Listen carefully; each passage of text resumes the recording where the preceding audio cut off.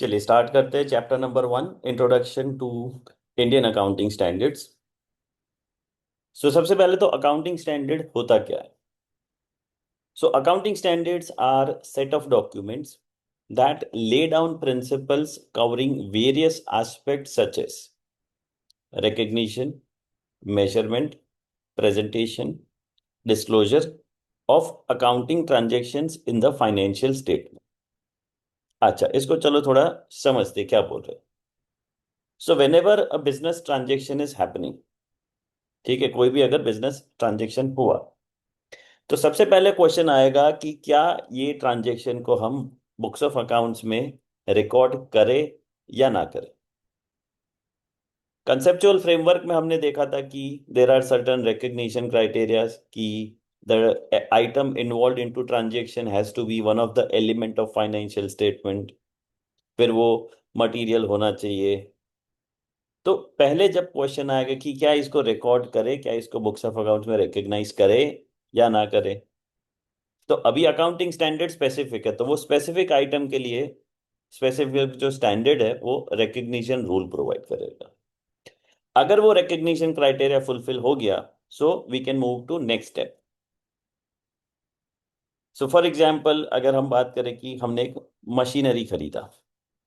अब मशीनरी जो है वो से प्रॉपर्टी प्लांट एंड इक्विपमेंट, हमारा जो इंड एस 16 अकाउंटिंग स्टैंडर्ड है, एएस 10 जो हमने इंटरमीडिएट में देखा था कि tangible asset, any tangible asset used in the say production of goods or supply of services, admin purpose, rental to others, and which is having useful life of more than 12 months, तो वो property plant and equipment में आता है। तो machine हो गया, machine का use क्या होगा, प्रोडक्शन ऑफ गुड्स में होगा, और उसका लाइफ जो है वो 12 महीने से ज्यादा है, यानी कि यस, ये प्रॉपर्टी प्लांट एंड इक्विपमेंट है। तो अभी हमने ये मशीन खरीदा, मशीन खरीदने के लिए अभी हम फिर देखेंगे इसको बुक्स ऑफ अकाउंट्स में रिकॉर्ड करें या ना करें। ठीक है, तो ये एसेट तो हो गया, बट अभी देखेंगे इंडेक्स 16। इंडेक्स 16 में उसके रिकग्निशन क्राइटेरियाज दिए हुए, वो क्राइटेरिया सेटिस्फाई हो गए तो ये मशीन को हम अकाउंट कर पाएंगे। बट रिकग्नाइज करना है, उसके बाद दूसरा क्वेश्चन आएगा मेजरमेंट, कि इसको हम क्या वैल्यू पे रिकॉर्ड करें, कॉस्ट पे करें, फेयर वैल्यू पे करें, कॉस्ट क्या होगा। तो उसके लिए स्टैंडर्ड प्रोवाइड करता है मेजरमेंट रूल्स। मेजरमेंट जनरली दो तरीके का होता है, इनिशियल मेजरमेंट और subsequent measurement. So initial measurement यानी कि whenever we are recording any transaction for the first time, and subsequent measurements once the transaction is recognized initially, after that how measurement will change, वो हो गया subsequent measurement। so amount भी decide हो गया। Now amount के बाद question आएगा कि इसको प्रेजेंट कैसे किया जाए।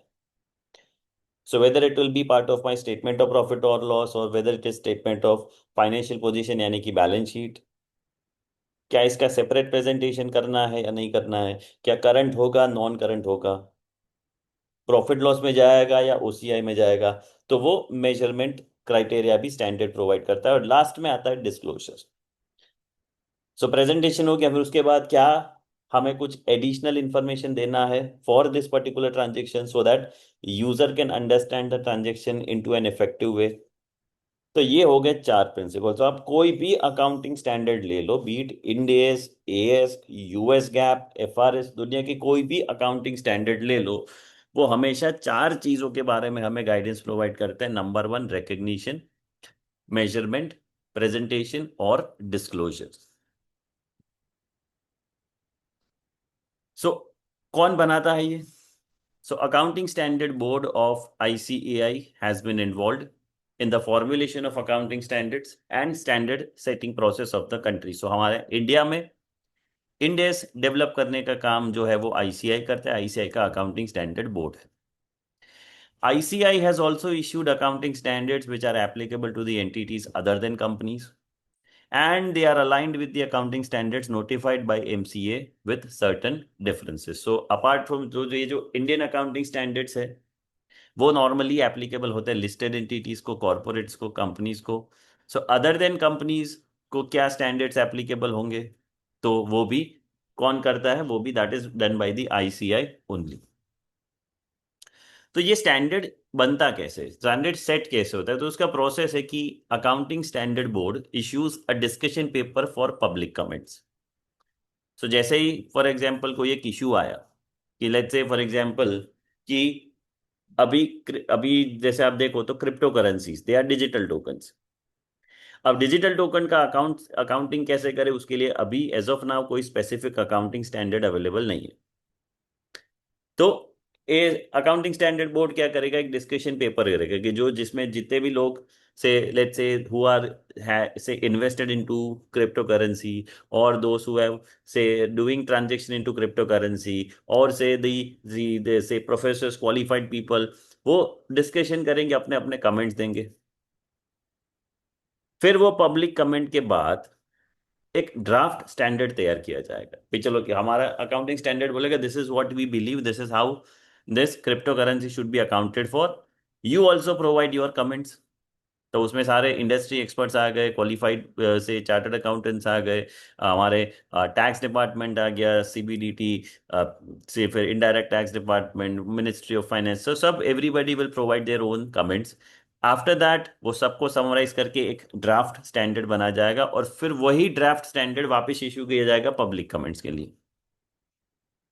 अच्छा, तो वो फिर वापस उस पर कमेंट्स आएंगे और उसमें by after receiving comments on the draft standard, अगर कुछ लगता है कि चलो उसमें और कुछ मॉडिफिकेशन करने की जरूरत है तो वो जो कमेंट्स है वो ड्राफ्ट के अंदर इनकॉर्पोरेट किए जाएंगे और उसके बाद फाइनल अकाउंटिंग स्टैंडर्ड इशू किया जाएगा। बट इशू को भी टाइम है। अब ये जो फाइनल स्टैंडर्ड बन गया आफ्टर कंसीडरिंग और आफ्टर से कंसीडरिंग और incorporating the public comments on the draft one, फिर एक फाइनल वर्जन तैयार होता है। ये फाइनल वर्जन को फिर भेजा जाता है नाफरा को, NFRA is national financial reporting authority. फिर नाफरा उस पे हमने रेकमेंड किया। उसके बाद government of India through MCA, that is ministry of corporate affairs, notifies AS or Ind AS for corporate entities under Companies Act and ICI issues AS for the non-corporate entities। So जो नाफरा को recommend किया गया, नाफरा उसको review करेंगे और नाफरा का approval आने के बाद government of India ministry of corporate affairs में एमसीए में नोटिफाई करेंगे एएस और इंड एस। वो कंपनीज एक्ट के अंदर आ गया कि कंपनीज एक्ट में बोला गया कि कंपनीज को कौन से स्टैंडर्ड फॉलो करने हैं और जो नॉन कॉर्पोरेट एंटिटीज है उनके स्टैंडर्ड्स आईसीआई सीधा सीधा इश्यू करता है। सो अभी हम बात करें कि सीए फाइनल में हम पढ़ने वाले हैं इंडेस। उससे पहले इंटरमीडिएट तक हमने पढ़ा था accounting standards which is called AS. So क्या सिनारियो था? So prior to the issue of Indian accounting standard board has issued various AS, that is accounting standards, to deal with various reporting matters. And as on February 2002, ICI has issued total 27 accounting standards। ठीक है, 2000 तक दो तक as issue किए गए थे और total अभी कितने एएस है, which is 27। These AS are applicable to companies other than following Ind AS, यानी कि ये एएस एप्लीकेबल यानी कि जो एसएमई कंपनीज है, यानी कि जिनको इंड एस अप्लाई नहीं होता। अब इंड एस अप्लाई किसको होगा वो हम थोड़ी देर में देखेंगे, but basically this is applicable to the listed entities और लिस्टेड एंटिटीज के सब्सिडरीज। तो उसके अलावा जो कंपनीज है उनको अप्लाई होता है AS. Small medium size corporation and non corporate entities as well. ठीक है, सो एएस अप्लाई होता है companies other than those following Ind AS, यानी कि other than listed companies and their group companies, small medium size corporation, non corporate companies etcetera. तो ये मैंने एक यहाँ पे लिस्ट दिया हुआ है समरी की एएस लेवल ऑफ कौन से non corporate entity, level 1, level 2, level 3, level 4, इसके हिसाब से किस किस को अप्लाई होता है। और ये पूरा एक list of total in 27 accounting standard is given here. ठीक है, so I am not going into reading this, but this is list for the reference where all 27 accounting standards are there. ठीक है, आप column heading देखो तो column heading में दे सकते हो कि हाँ किसको एप्लीकेबल होगा। So other than companies who are applying Ind AS, जो यस और नो यहाँ पे आ जाएगा। स्मॉल मीडियम साइज कंपनीज को एप्लीकेबल होगा या नहीं होगा। और फिर नॉन कॉरपोरेट में 4 लेवल में एंटिटीज को डिवाइड किया गया है। तो ये रेफरेंस आप देख लेना, ये सीधा सीधा मॉड्यूल का ही मटेरियल है, मॉड्यूल को ही मैंने थोड़ा सा सिंप्लीफाइड किया है। सो ये हमारा आईसीआई का स्टडी मटेरियल ही है। सो अभी देखें तो लिमिटेशन क्या है एएस के। So with the increasing flow of foreign funds, following were few of the rising complexity which were not explicitly and comprehensively dealt by AS, and it was needed to have guidance around the same to witness consistent accounting treatment by the entities. So जैसे जैसे business develop होता गया, industry develop होता गया, हाँ, तो ये क्या हो रहा है कि इंटरनेशनल बिजनेस भी बढ़ रहा है। इंडियन कंपनीज जो है वो फॉरेन कंपनीज में अपने सब्सिडरी कंपनी स्टार्ट कर रहे हैं, फॉरेन एंटिटीज इंडिया में अपने ऑपरेशन स्टार्ट कर रहे हैं, क्रॉस बॉर्डर फंडिंग हो रहा है, क्रॉस बॉर्डर फाइनेंसिंग हो रहा है, इन्वेस्टर्स इन्वेस्ट करना चाहते हैं अक्रॉस द वर्ल्ड। तो उसकी वजह से देर आर फिर कुछ कॉम्प्लेक्सिटी आने लगी, और जिसका सॉल्यूशन जो है वो एएस के अंदर नहीं था, because AS are very limited, उसमें डिटेल गाइडेंस नहीं प्रोवाइड किया गया है। तो कुछ ऐसे ट्रांजेक्शन यानी कि capital being raised in the form of complex financial instrument like OCDs and CCDs और shares। सो आप लिस्टेड कॉर्पोरेट में आजकल ये बहुत कॉमन ट्रांजेक्शन है कि अगर कोई कंपनी को फंड रेज करना है तो वो क्या करेंगे, ओसीडी और सीसीडी। ओसीडी का मतलब है ऑप्शनली कन्वर्टेबल डिबेंचर्स, और सीसीडी का मतलब है कंपलसरी कन्वर्टेबल डिबेंचर्स। ठीक है, तो ओसीडी मतलब कंपनी ने डिबेंचर इश्यू किया, अब वो डिबेंचर राइट दे रहा है कि वो डिबेंचर कन्वर्ट होके इक्विटी शेयर बन सकता है, लेकिन एक में ऑप्शनली कन्वर्टेबल है, दूसरा कंपलसरी कन्वर्टेबल है। तो इसको कैसे अकाउंट किया जाएगा? Various derivative instrument embedded in the foreign currency bonds और equity instrument, commodity derivatives etcetera. So forward contract, future contract, short option से put option, call option, hedging के कॉन्ट्रैक्ट, करेंसी स्वैप।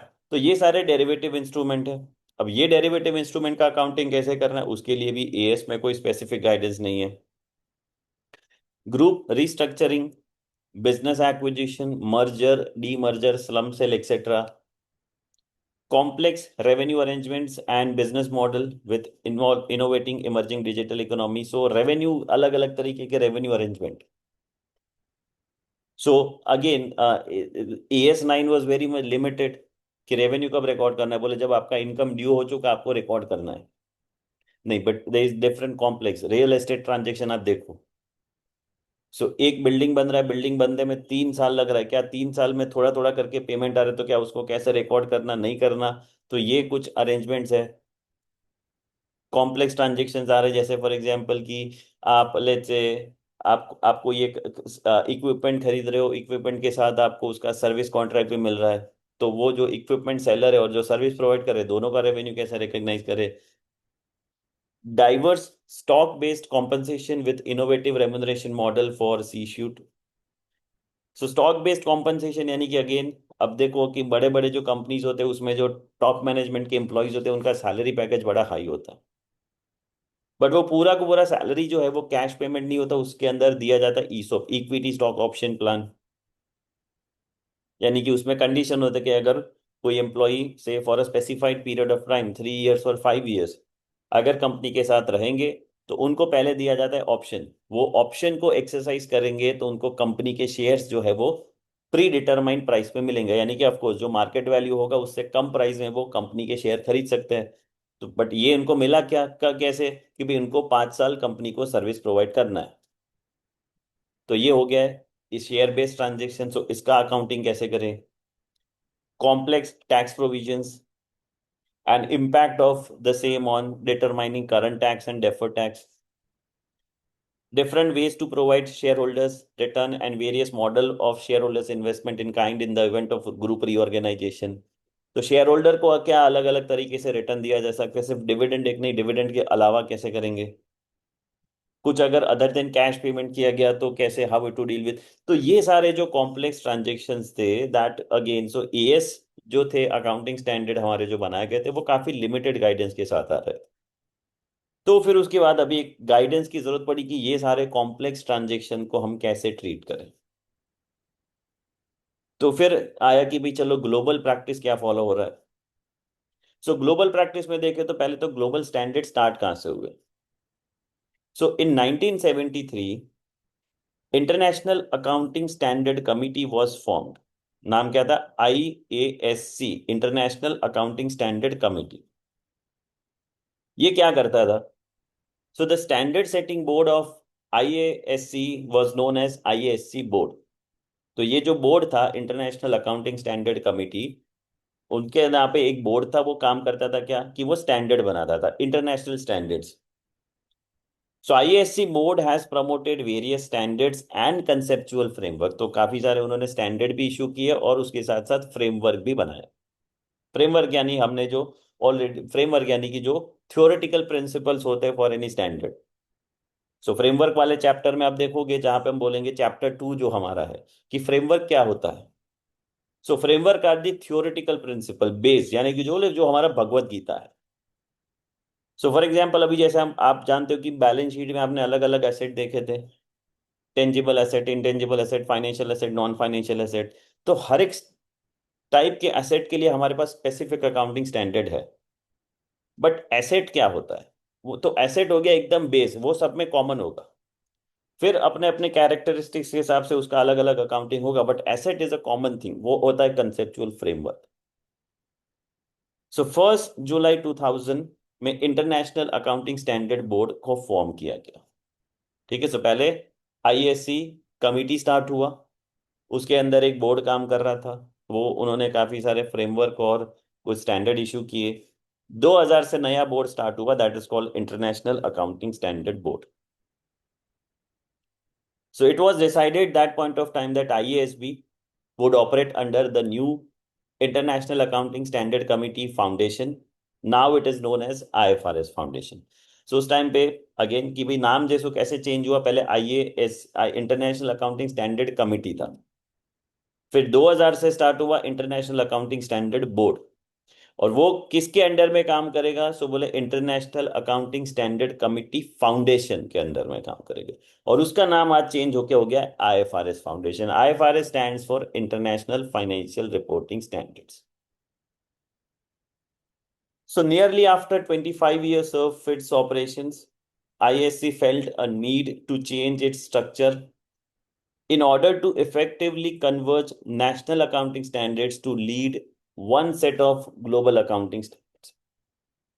सो 1973 में जो international accounting standard committee start हुआ, around 2000, that means almost 25 years, अभी उनको लगा कि हमें एक कॉमन ग्लोबल अकाउंटिंग स्टैंडर्ड की जरूरत है। क्यों? क्योंकि इंटरनेशनल ट्रेड बढ़ रहा है, ग्लोबल बिजनेस बढ़ रहा है। So the financial statements all over the globe एक यूनिफॉर्मिटी बनी रहे, एक कॉमन लैंग्वेज, एक कॉमन अकाउंटिंग लैंग्वेज मिल पाए, उसके लिए हमें एक common set of accounting standard की जरूरत है। So as a result, International Accounting Standard Board was formed on 1st of July, and it was further decided that कि भाई it will operate under, जो हमने देखा कि international accounting standard committee foundation, जिसका आज का नाम है IFRS foundation. IASB members are responsible for the development and publication of IFRS। तो ये जो इंटरनेशनल अकाउंटिंग स्टैंडर्ड बोर्ड के मेंबर्स है, उनका काम क्या है कि IFRS डेवलप करना और उसको पब्लिश करना। फिर आता है interpretation committee.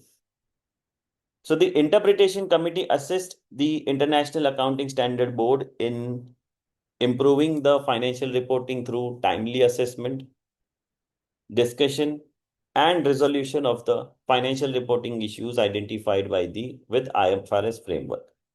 So IASB board जो है वो स्टैंडर्ड इशू करता है। फिर वो स्टैंडर्ड इशू हो गया, वो स्टैंडर्ड के ऊपर इंडस्ट्री से कुछ कमेंट आएगी, भाई वी नीड फर्दर गाइडेंस, यहाँ पे कोई एरिया पे लेट्स से एम्बिग्विटी है, तो एम्बिग्विटी को कैसे रिजोल्व करें। तो उसके लिए अलग से बॉडी है जिसे कहते हैं इंटरनेशनल इंटरप्रिटेशन कमिटी। तो वो टाइम टू टाइम क्या करेंगे कि जो ओरिजिनल अकाउंटिंग स्टैंडर्ड इशू हुआ है उसको टाइम टू टाइम असेस करते रहेंगे, इंडस्ट्री में क्या नए इश्यूज आ रहे हैं, क्या क्लियर गाइडेंस है या नहीं, क्या कोई एम्बिग्विटी क्रिएट हो रही है नहीं। तो वो उसको कंटिन्यूअसली मॉनिटर करते रहेंगे, उसको डिस्कस करेंगे इंटरनेशनल अकाउंटिंग स्टैंडर्ड बोर्ड के साथ, और उसको फाइनेंशियल रिपोर्टिंग के जो भी इश्यूज होंगे उसको रिजॉल्व करेंगे। हाँ, एक इंपॉर्टेंट चीज है, जो इंटरप्रिटेशन कमिटी है वो कभी भी मॉडिफिकेशन नहीं कर सकते। स्टैंडर्ड में कोई भी मॉडिफिकेशन करना है, चेंजेस करना है, so that authority is only with the international accounting standard board. So आज की डेट में अगर हम देखें तो बेसिकली ग्लोबली दो मेजर स्टैंडर्ड्स हैं, two prominent and widely accepted accounting standards. Number one is accounting standard set up by US Financial Accounting Standard Board which is called FASB, जिनके स्टैंडर्ड है यूएस गैप। और दूसरा prominent standard है IFRS which is called international financial reporting standards. So India में ये global standard accept होना कैसे start हुआ? So modern economies rely on cross-border transactions and free flow of international capital. So हमने जैसे देखा कि भी बिजनेस बढ़ रहा है, इंडियन कंपनीज ग्लोबल जा रहे हैं, ग्लोबल कंपनीज इंडिया में आ रहे हैं, इन्वेस्टर्स ग्लोबल जा रहे हैं, ग्लोबल इन्वेस्टर्स इंडिया में आ रहे हैं। हाँ, FIIs, DIAs। तो ये अगेन कि भी ये ट्रांजेक्शन बढ़ने लगे। Investors seek diversification and investment opportunities across the world while companies raise capital, undertake transactions or have international operations and subsidiaries into multiple countries। देखा हमने कि भी इंटरनेशनल बिजनेस है, सब्सिडरी है। So in the past such cross-border activities were complicated to be followed by the Indian companies due to increased compliance cost of maintaining multiple set of financial books following varied national accounting standards। अब ये क्या बोल रहे हैं कि तो past में क्या था जब ग्लोबल स्टैंडर्ड्स नहीं थे। अब ग्लोबल स्टैंडर्ड्स नहीं है तो इसका मतलब कि जो इंडियन एंटिटी है उन्होंने अपने फाइनेंशियल स्टेटमेंट AS अप्लाई करके बनाए हुए हैं। अभी मान लो कि हमारा कोई इंडियन कंपनी है, उसको यूएस के अंदर अपना कोई सब्सिडरी स्टार्ट करना है। सब्सिडरी वहां पे होगा तो वो यूएस का जो सब्सिडरी है उसको अपने फाइनेंशियल स्टेटमेंट्स यूएस के अकाउंटिंग स्टैंडर्ड जो है वो फॉलो करके बनाने पड़ेंगे। बट पहले उनको फंडिंग चाहिए कि भाई ये पेरेंट कंपनी है। अब यूएस में जो बैठा है बैंकर, उसको मैं अगर अपने इंडियन कंपनी के बुक्स ऑफ अकाउंट्स दूं तो उसको समझ में नहीं आएंगे, क्यों? क्योंकि ये AS बेस्ड है। यूएस वाले को समझ में आता है यूएस गैप, तो ये गैप आया। तो उसकी वजह से क्या करना पड़ता था कि भी एक से ज्यादा दो फाइनेंशियल बुक्स मेंटेन करने पड़ते थे। एक इंडियन, हमारा जो जो मतलब हमारे इंडिया के लिए, और दूसरी जहां पे कि जब मेरे इंटरनेशनल ट्रांजेक्शन्स में where I have to provide my financial statement so that user can understand. तो मुझे यूएस वाले को देना है तो मैं अपने फाइनेंशियल स्टेटमेंट में एडजस्टमेंट करूंगा यूएस गैप के हिसाब से। मुझे किसी को यूके में फाइनेंशियल स्टेटमेंट देना है तो उसमें मुझे एडजस्टमेंट करना पड़ेगा according to the FRS financial reporting standard 105 जो यूके में एप्लीकेबल है। तो अलग अलग नेशनल स्टैंडर्ड के हिसाब से हमें मल्टीपल फाइनेंशियल्स मेंटेन करने पड़ते थे, और वो काफी एक्सपेंसिव प्रोसेस था, काफी टीडियस प्रोसेस था। So applying local accounting standards led to totally different bases of accounting in the financial statement. So again कि भाई आप अलग अलग नेशनल स्टैंडर्ड्स अप्लाई कर रहे हो, हर एक स्टैंडर्ड फाइनेंशियल्स में रिजल्ट अलग अलग है।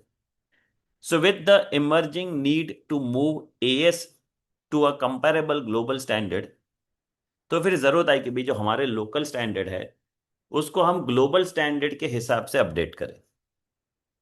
And considering the limitation of as, भी जो हमने देखा कि भी डेरिवेटिव ट्रांजेक्शन का नहीं था, कॉम्प्लेक्स फंड इशू किया, जैसे CCD OCD से फंड इशू करेंगे तो कैसे होगा, tax treatment, defer tax, current tax में कैसे डील करेंगे, तो वो सारे जो अभी हमने लिमिटेशंस देखे। To deal with the emerging business transaction and structure need to revamp current AS was left inevitably felt inevitably. अभी ये जरूरत है कि भाई अभी इसको करना ही पड़ेगा, उसके अलावा कोई ऑप्शन नहीं है। So considering this above, India made commitment towards the convergence of Indian accounting standard with IFRS at G20 summit in 2009। सो 2009 में G20 समिट हुआ, उसमें इंडिया ने बोला कि भाई हाँ, हम जो ग्लोबल स्टैंडर्ड्स है, ये जिसे कहा जाता है कि इंटरनेशनल फाइनेंशियल रिपोर्टिंग स्टैंडर्ड्स, हम हमारे खुद के इंडियन अकाउंटिंग स्टैंडर्ड्स बनाएंगे depending on our Indian economy, which will be converged from the IFRS. So IFRS जो है उसके ऊपर से हम ग्लोबल प्रैक्टिस के हिसाब से we will develop our own accounting standard. Benefit क्या है इससे? एक तो ट्रांसपेरेंसी बढ़ता है। कैसे?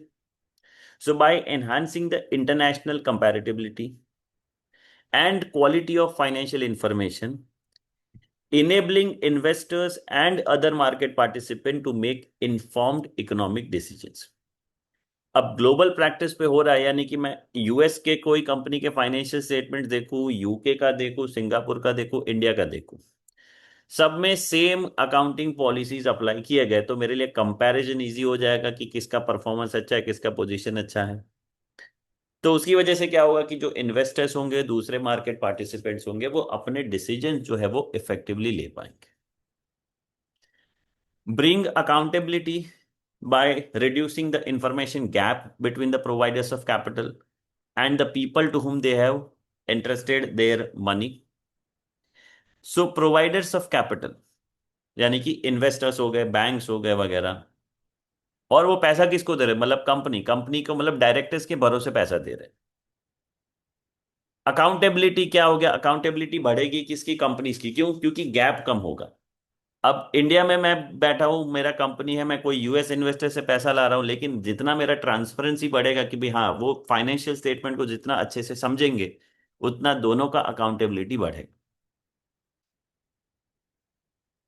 Bring efficiency to the financial market around the world by helping investor to identify opportunities and risk across the world, thus improving the capital allocation। जब again मुझे इन्वेस्ट करना है कोई कंपनी में, तो सबसे पहले मुझे चाहिए कंपनी के फाइनेंशियल्स।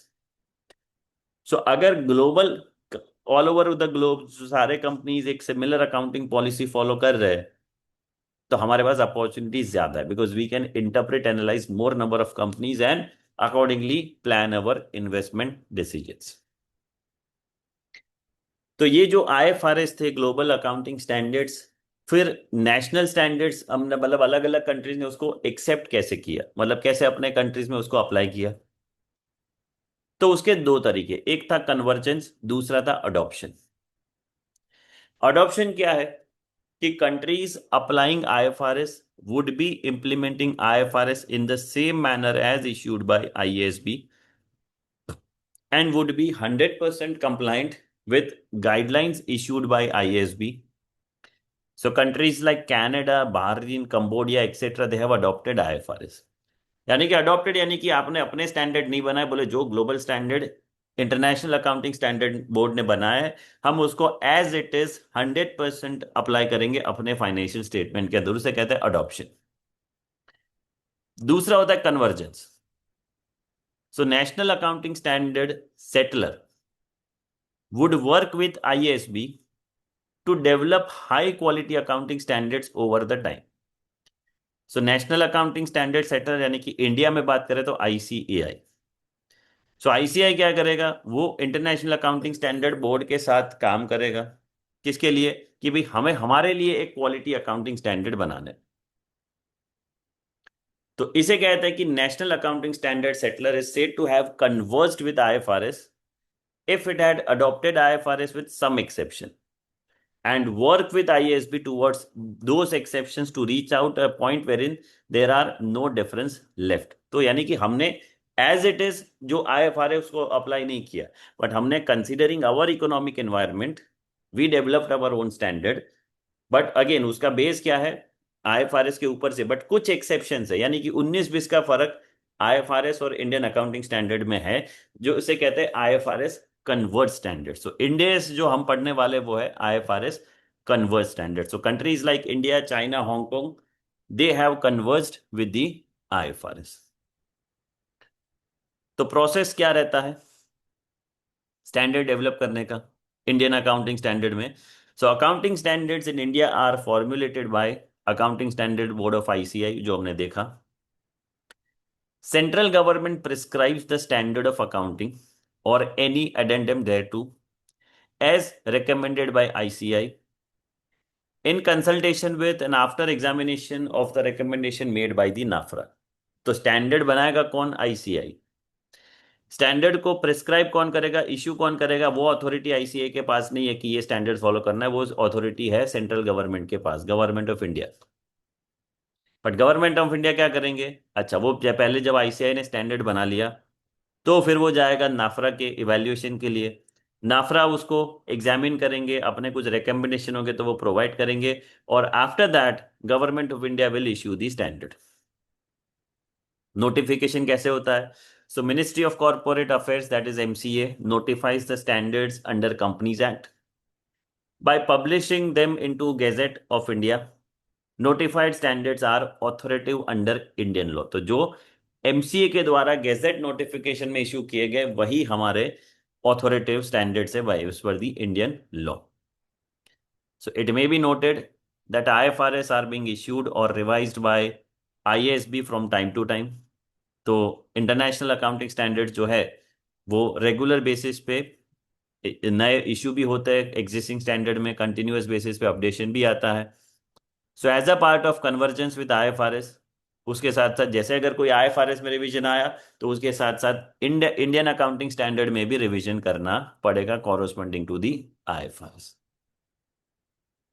सो इंडेस का प्रोसेस क्या है, इंडिया के अंदर कैसे स्टार्ट होता है?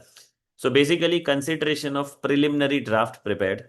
सो पहले एक ड्राफ्ट बनाया जाता है कि भाई चलो ये एक ट्रांजेक्शन है, जैसे हमने अभी आगे बात करी कि जो लेट्स से हमारे पास है से क्रिप्टो करेंसी के लिए मुझे अकाउंटिंग ट्रीटमेंट फाइनलाइज करना है, तो उसके ऊपर एक ड्राफ्ट बनता है कि भी चलो कंसीडरिंग दी फ्रेमवर्क, और एक हिसाब से जो अकाउंटिंग स्टैंडर्ड बोर्ड है वो एक ड्राफ्ट बना के देखा कि हमें ये लगता है कि this is how this transaction should be accounted for.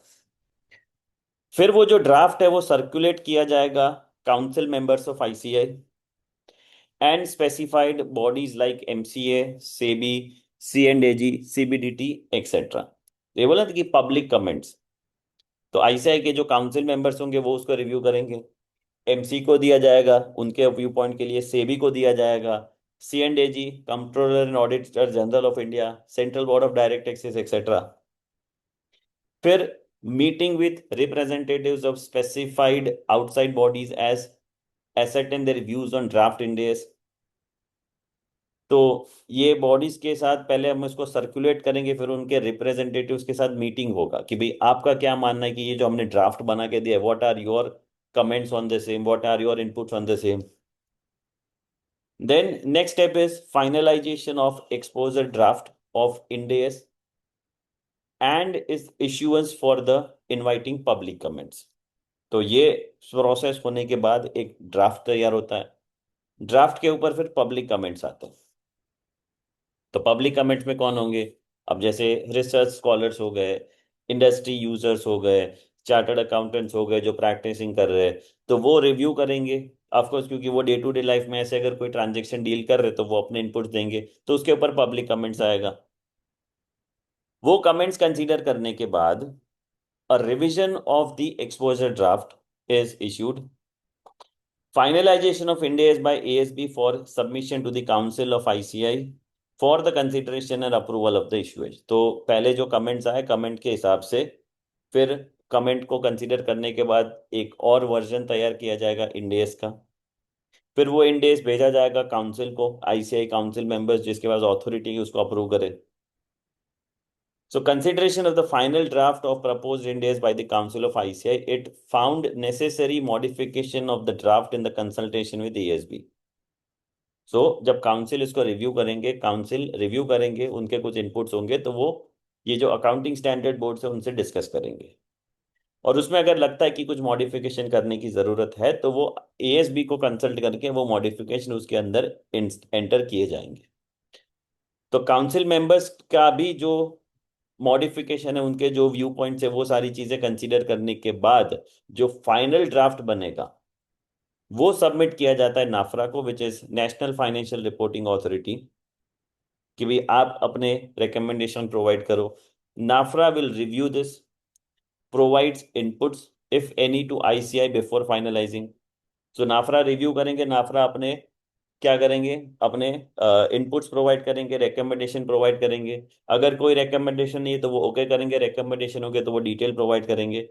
और वो जो नाफरा के इनपुट्स आएंगे वो इनपुट कंसीडर करने के बाद फाइनल ड्राफ्ट तैयार होगा, और वो फाइनल ड्राफ्ट इशू होता है under MCA. So MCA notifies the Ind AS under companies act for the companies to follow with announcement of applicability date. तो एमसीए नोटिफाई करेगा Ind AS को कि कौन से कंपनीज को अप्लाई करना है, कौन सी डेट से अप्लाई करना है, वो सारी चीजें एमसीए के गेजेट नोटिफिकेशन में आएंगी. तो अभी जैसे हम बात करें कि भी ट्रांजिशन होना था, क्योंकि जैसे जब से, यानी कि हम बोले कि जब से ग्लोबल स्टैंडर्ड्स आए उससे पहले तो इंडिया में हम क्या फॉलो कर रहे थे, एएस. इंडेस तो उसके बाद आए. तो अभी जो भी मतलब जो भी इंडेस फाइनल होने के बाद जो भी एप्लीकेबिलिटी होगी, let's say for example listed companies को इंडेस फॉलो करना है. सो बिफोर इंडेस जो लिस्टेड कंपनीज है वो अपने अपने फाइनेंशियल स्टेटमेंट उन्होंने बनाए होंगे following the AS. Now they want to shift to Ind AS, तो ये ट्रांजिशन प्रोसेस आएगा बीच में. तो ये ट्रांजिशन कैसे होगा? सो उसके लिए भी MCA has notified companies Indian accounting standard rules 2015. Wide it's GSR dated 16th of February 2015. Accordingly, it has notified 39 Ind AS and laid down Ind AS transition roadmap for the companies and non-banking finance companies, excluding banking companies and insurance companies. So 16 फरवरी 2015 को एक notification आया जिसके अंदर MCA ने total 39 Indian accounting standard issue किए. Issue करने के साथ ये एप्लीकेशन कैसे होगा, मतलब कंपनीज को कैसे इसको अप्लाई करना है, एनबीएफसी को कैसे अप्लाई करना है, वो 2015 के नोटिफिकेशन में आ गया. ये जो नोटिफिकेशन था डेटेड 16 फरवरी 2015, उसमें बैंकिंग कंपनीज और इंश्योरेंस कंपनी को एक्सक्लूड किया गया था, यानी कि बैंकिंग और इंश्योरेंस को बाद में. अब जो 2015 में आया that is only for the companies and NBFC. तो यहाँ पे मैंने लिस्ट दिया हुआ है इंडेस का अगेन. सो आप देख सकते हो इंडेस 101, 102, 103 से लेके 117 तक. सो 101 वाले नंबर है, उसके बाद आप देखो तो 123 नंबर है. सो ये टोटल मिला के 39 स्टैंडर्ड्स है. यहाँ पे नंबर और स्टैंडर्ड का नाम क्या है वो डिस्क्रिप्शन दिया हुआ है. सो यहाँ पे अभी आप कंफ्यूज बोले सर ये नंबर 101, 102 और इसमें 127, 8, 10 वो उसका क्या चक्कर है? तो जब हम ग्लोबल स्टैंडर्ड्स की बात कर रहे हैं, ठीक है, सो ग्लोबल स्टैंडर्ड्स की हम बात करें तो जैसे हमने डिस्कस किया कि 1973 में international accounting standard committee form हुआ था. और उसका ऑब्जेक्टिव यही था कि जो अलग अलग कंट्रीज के फाइनेंशियल रिपोर्टिंग प्रैक्टिस है उनको हमें हार्मोनाइज करना है, कॉमन ग्राउंड पे लेके आना है. सो उस टाइम पे इंटरनेशनल अकाउंटिंग स्टैंडर्ड कमिटी जो है वो ये इंटरनेशनल अकाउंटिंग स्टैंडर्ड इशू कर किए जाते थे, जिसका हेडिंग था IAS. ठीक है, international accounting standards which are numbered from 1, IAS 1, IAS 2, IAS 3. ठीक है, सो 1973 से 2000 में क्या था, फिर वो IFRS बोर्ड आ गया. But up to 2000 international accounting standard committee was there. और international accounting standard committee board जो था वो ये स्टैंडर्ड इशू करता था. और वो जो स्टैंडर्ड इशू करते थे उसका प्रीफिक्स था IAS, यानी कि इंटरनेशनल अकाउंटिंग स्टैंडर्ड, जो 1, 2, 3, 4, 5 उससे हुआ. उसके बाद क्या हुआ कि टिल 2000 जो इंटरनेशनल अकाउंटिंग स्टैंडर्ड कमिटी है उन्होंने 41 IAS, 41 अकाउंटिंग स्टैंडर्ड यानी कि 41 international accounting standard issue already कर दिए थे. उसके बाद इनकॉर्पोरेशन हुआ इंटरनेशनल अकाउंटिंग स्टैंडर्ड बोर्ड का. सो IASC की जगह पे फिर इनकॉर्पोरेट हुआ IASB.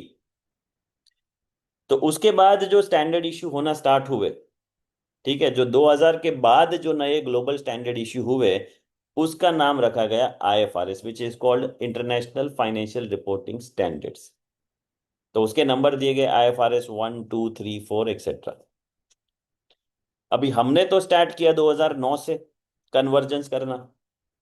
तो जब मैं बोल रहा हूँ ग्लोबल स्टैंडर्ड्स, सो ग्लोबल स्टैंडर्ड मतलब आईएफआरएस नहीं, जब मैं बात कर रहा हूँ ग्लोबल स्टैंडर्ड तो यानी कि उसमें आईएएस और आईएफआरएस दोनों आ गए, it is combination, total standards है, कि जो ऑलरेडी स्टैंडर्ड 2000 से पहले इश्यू हो चुके थे उसके नाम पे आगे लगता है आईएएस, और 2000 के बाद जो स्टैंडर्ड इश्यू है उसके आगे लगता है आईएफआरएस।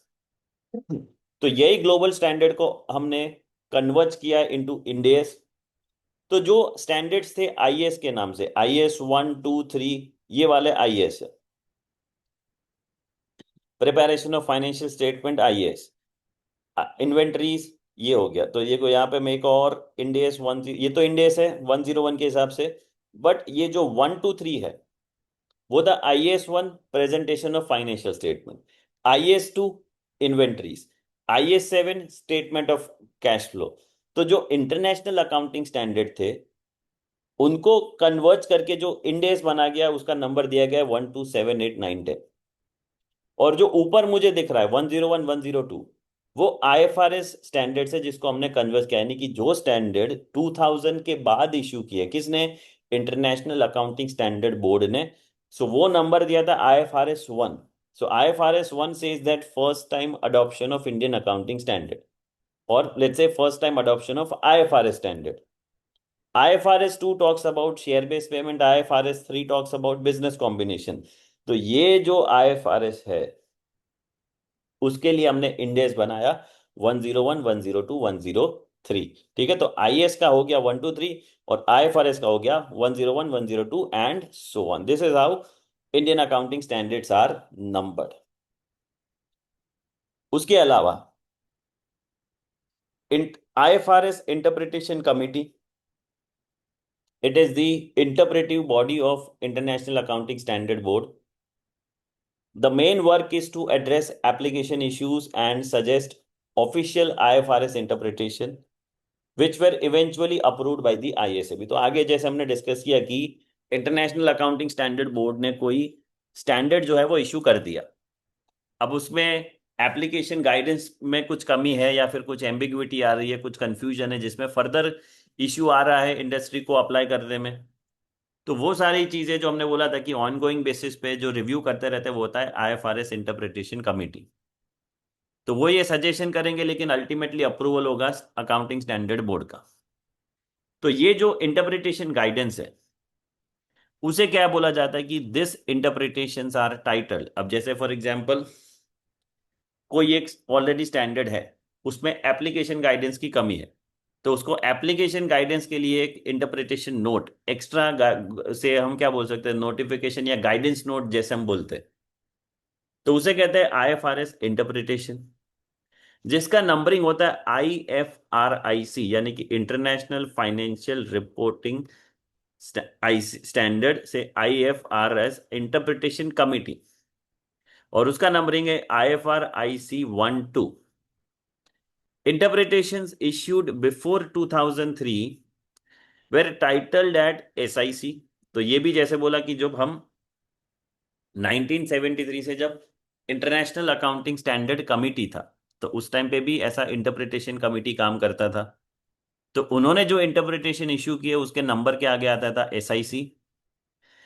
आईएएस आईएएस भी जब से स्टार्ट हुआ, international accounting standard board, that is after 2000।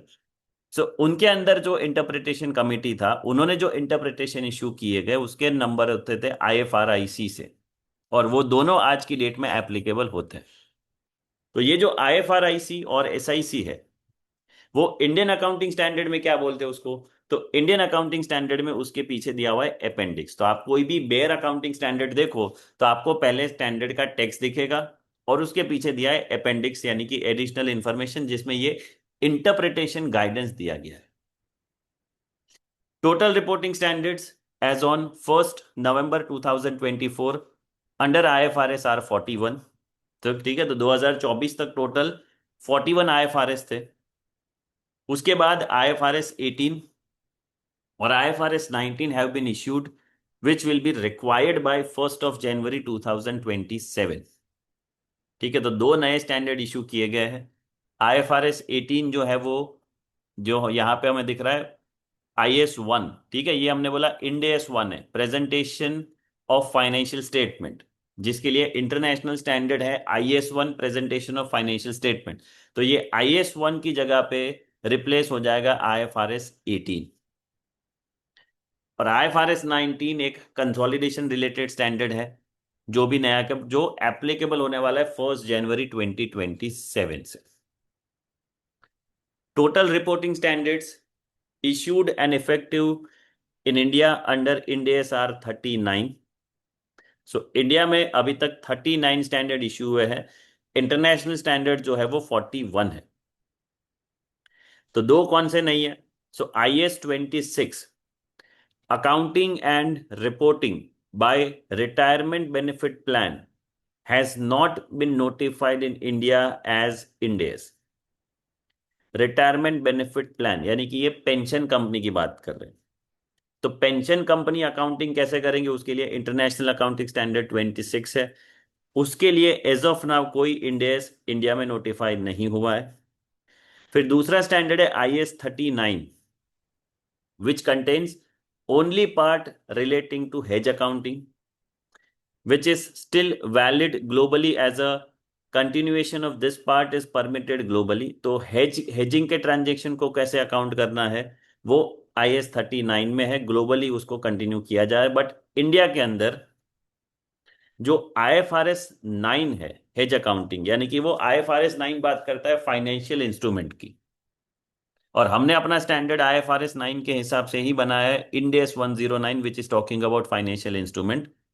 तो इसलिए हमने IS 39 रेलेवेंट नहीं था, यानी कि उसके लिए भी कोई इक्विवेलेंट इंडेक्स इंडिया में नहीं है।